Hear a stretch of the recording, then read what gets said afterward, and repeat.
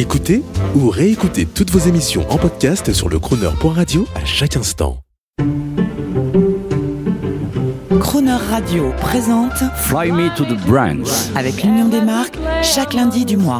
7h45, 19h45. Notre invité du mois est Franck Tapiro, ancien publicitaire, Chief Emotion Officer de la société Datacalab. Bonjour Franck Tapiro. Bonjour Jean-Baptiste. Alors avant de parler du publicitaire, de l'amoureux de musique, du membre actif de l'Union des marques, du visionnaire de la pub, un mot Franck Tapiro sur ces temps difficiles que nous vivons et sur la partie communication. Ça montre quoi? Ça montre qu'on est à l'abri de rien du tout, qu'il faut vraiment privilégier les moments forts en famille, la santé, ça vous fait revenir à l'essentiel.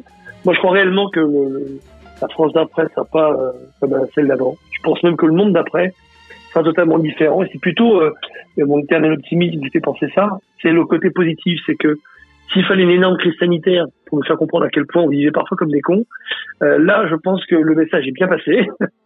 Et après, on sera en totale responsabilité. Est-ce qu'on veut continuer comme avant? Est-ce qu'on veut changer? Est-ce que ces mesures qu'on est en train de prendre aujourd'hui sont uniquement conjoncturelles ou doivent devenir structurelles? Moi, pour moi, le message est clair. Je pense que le monde sera jamais plus comme avant. Donc c'est plutôt une bonne nouvelle. Vous voyez, je reste positif malgré le Covid. Alors sur les fake news, sur les rumeurs, sur les excès du digital, j'ai une excellente nouvelle. Le gouvernement britannique est en train actuellement de distribuer des millions de postes DAB, donc avec la réception hertzienne, parce qu'ils ont jugé que la radio, c'était le média de la crédibilité et de la vérité contre les fake news. Qu'est-ce que vous pensez de ça? Vous savez, je suis, avant d'être un enfant de la télé et même un enfant de la pub, je suis un enfant de la radio. La radio, c'est pour moi le théâtre de l'imaginaire. Pourquoi? Parce que d'abord, on a confiance en la voix.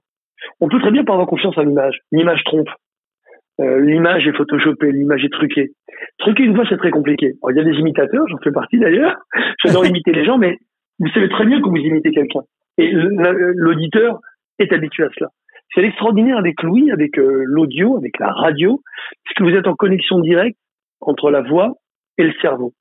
Et il y a beaucoup moins de fils qu'avec l'image. Un exemple, moi je fais beaucoup de télé, beaucoup de radio, et c'est vrai qu'à chaque fois qu'une émission de radio se transforme en émission de télé, j'ai une crainte. Pourquoi? Parce qu'on va être forcément amené à contrôler son image, sa posture, sa gestuelle. Et malheureusement, tout ça occupe une grande part du cerveau, et c'est malheureusement défalqué sur le fond, sur le sens et sur la force réelle de la parole. Donc voilà pourquoi la radio, pour moi, a toujours été d'abord mon média préféré et est le vrai média de crise. Parce qu'on se dit, demain, si tout est coupé, il restera toujours des gens pour faire de la radio. Il y a un côté ici Londres, il y a un côté... Et quand on dit, quelque part, quand on passe en radio, il y a une forme de crédibilité, il y a une forme de confiance supérieure à tous les autres médias. Alors il y a le média écrit, bien entendu, c'est quand on écrit quelque chose, on met sa signature. Et par rapport à tous les autres médias dits audiovisuels, je trouve que la radio a ce côté fondamental qui manque fondamentalement aujourd'hui. Alors, Franck Tapiro, en parlant de radio, vous venez de parler de télé également. Un mot sur la publicité dans un temps de crise. Faut-il continuer à diffuser à la télévision et à la radio de la frivolité dans le monde heurté que nous vivons? Vous savez, c'est très compliqué ce que vit la pub et ce que vivent les marques aujourd'hui, ce que vit la société de consommation. C'est vrai que la publicité, moi je dis à chaque fois, la publicité c'est la très très bonne nouvelle pour la société de consommation parce que c'est ce qui nous fait passer un petit peu ce côté consumériste de façon fun, de façon agréable, avec un petit moment d'imaginaire. La publicité est utile. Enfin, quand je dis la publicité est utile, attention, je pèse mes mots. La bonne publicité est utile. Et s'il faut balayer devant notre porte, même si je ne suis plus publicitaire officiellement aujourd'hui, je le resterai dans l'âme toute ma vie, la publicité n'est plus créative aujourd'hui. Il faut arrêter de se raconter des histoires. Ça fait au moins 2-3 ans, pour pas dire une dizaine d'années que l'inflexion a été prise, mais la créativité n'est plus du tout, on va dire, un asset qui fait partie aujourd'hui des briefs de publicité. Aujourd'hui, malheureusement, les marques sont tellement prises dans une guerre rationnelle et financière que la création passe malheureusement en option. Mais c'est la pub qui fait vivre, c'est la pub qui fait vivre les médias, et donc sans pub, plus de médias, plus d'informations, plus de divertissement. Mais c'est ça le problème, c'est que non seulement la pub fait vivre les médias d'un point de vue financier, mais n'oublions pas qu'elle les fait vivre aussi d'un point de vue émotionnel. Et on oublie ça. La publicité avant, c'était le bon moment quand on regardait un média, quel qu'il soit. Le spot de pub avant était attendu par les gens à la télé. Le spot de pub était attendu en radio. Et oui, même en radio, alors qu'aujourd'hui, on assiste à une pollution radiophonique. On en reparlera, on en reparlera, voilà. Franck, parce qu'on a 4 rendez-vous, mais je voulais vous demander, voilà. Vous voyez par exemple, j'ai vu hier une pub à la télé, Décathlon, ça y est, ils donnent des conseils pour faire du sport en confinement. Ils sont allés vite quand même. C'est pas mal cette réactivité. Oui, oui, c'est excellent. Vous savez, la publicité, dès qu'elle s'approche du contexte, elle touche encore plus les gens. Les grandes publicités sont celles qui correspondent réellement à la vie des gens. C'est qu'il y a un effet miroir. D'ailleurs, la publicité est l'effet miroir d'une société. Quand vous êtes n'importe où dans le monde, si vous voulez avoir un quick reset d'état d'esprit du pays dans lequel vous êtes, vous mettez la télé, regardez les pubs. En général, l'état d'esprit de la publicité correspond à l'état d'esprit du moment. Donc c'est vrai qu'à l'inverse, quand les pubs essaient de rebondir sur l'actualité, sur le contexte, elles touchent beaucoup plus de gens, c'est totalement normal. Alors donc, on enlève les pubs trop frivoles et on garde les pubs pour la nourriture, pour le sport. On les adapte au contexte. Oui, mais je pense que la publicité, c'est aussi une part d'émotion, c'est une part de rire, c'est une part de respiration. Et il y a de la vente, bien entendu, mais la vente, d'abord, c'est pas ça. Là. On est tous des communicants, des consommateurs dans l'âme. Donc, faut pas maintenant se cacher derrière son petit doigt. La publicité a aussi un rôle pour le moral des gens, quand elle est bonne. Les bonnes publicités, ça vous envoie une endorphine incroyable, ça vous envoie du plaisir, du bonheur, du sourire, les gens en parlent, c'est un sujet de discussion. Enfin, ça fait très longtemps, malheureusement, que la pub ne l'est plus. C'est bien dommage. Ça reviendra, je pense, mais avec une autre forme. Et ça, il faut pas oublier que la publicité, c'est utile pour les gens. Et ça, Franck, on va en reparler lundi prochain, parce qu'on se retrouve lundi prochain à 7h45 et à 19h45. Parfait. Mais avant... je voudrais on va finir en musique avec une note positive, justement, quelques paillettes. Alors, Franck Tapiro, j'ai noté que vous appeliez Franck avec un K, pas CK. Absolument. Franck K comme Absolument. Sinatra. Et j'ai lu dans votre bio que vos parents vous avaient élevé dans l'admiration de l'Amérique. Alors ça va dicter notre prochain morceau. C'est clair. Mes parents étaient en Afrique du Nord, étaient au Maroc, et on oublie que pendant la guerre mondiale, il y avait un protectorat, certes, au Maroc, mais la France vivait sous les lois de Vichy. Donc mes parents ont subi les lois de Vichy comme partout ailleurs en France. Plus le droit d'aller à l'école, plus le droit d'aller à l'hôpital, etc., etc.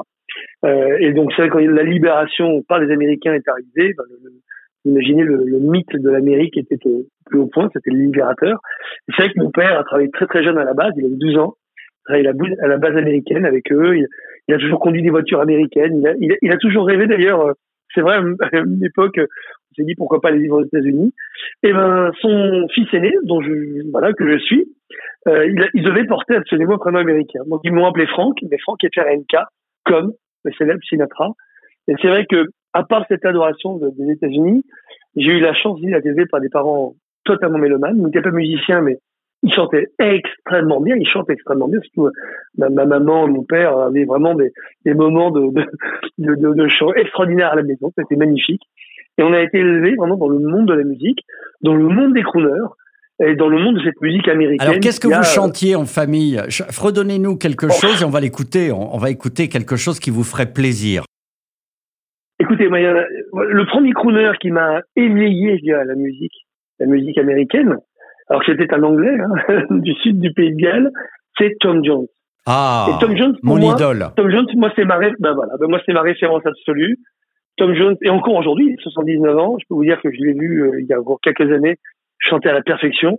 Et moi j'ai été élevé avec Tom Jones en arrière-son comme ça. Et surtout une chanson que j'adore, c'est Delilah. Delilah. Alors, écoutez, pour vous, Franck Tapiro, on entend Delilah de Tom Jones. On va peut-être même l'entendre en live à lundi prochain. À très vite, Jean-Baptiste. I saw the light on the night that I passed by her window. I saw the flickering shadows of love on her blind. She was my woman. As she deceived me, I watched and went out of my mind. My Delilah. Why, Delilah? see. And that girl was no good for me. But I was lost like a slave that no man could free. At break of day when that man drove away, I was waiting. I crossed the street to her house and she opened the door. She stood there laughing. I felt the knife in my hand and she laughed no more. My, Delilah. Why, Delilah? So before they come to break down the door, forgive me, Delilah, tears could not take anymore.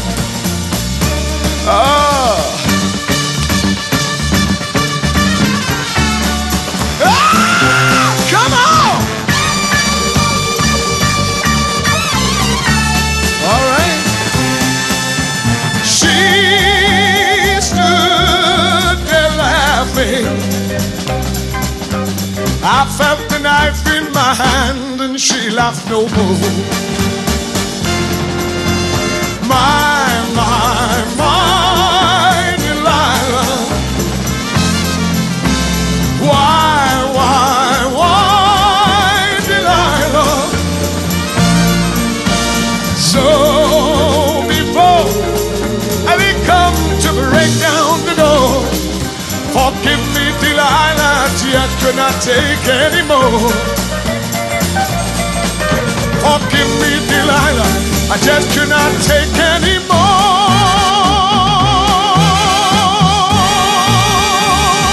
Retrouvez Fly Me to the Browns lundi prochain 7h45 et 19h45 en compagnie de Franck Tapiro et l'intégralité de cette interview sur le chroneurradio.fr.